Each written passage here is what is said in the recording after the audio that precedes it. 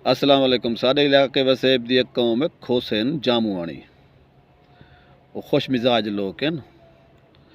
उन्हें दी एक कुत्ती आई। वो कहीं दी शादी तो किथा वो दोल दी कौ सुन गई ने भौंकण शुरू थी वेंदी। जिवें जिवें दोल वजदा भौंकदी आई। उन खुश मिजाज लोग हैं। उन्हें आख्या भाई यह कुत्ती फसाऊँ हा।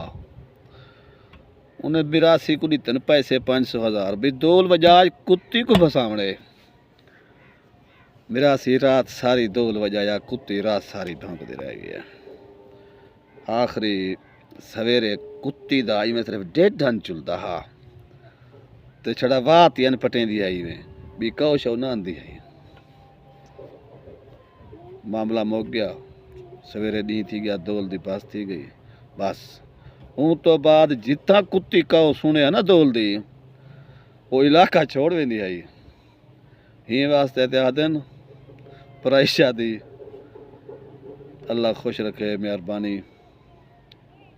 साढ़े वसेब दे बहुत सारे लोग हैं जिहड़े हर पराए मसले दे विच इवें देर थोड़ी इल्लत ढेर थोड़ी हर मामले दे विच इवें लोड़ चोड़ मारी रहिंदे। अस्सलाम वालेकुम।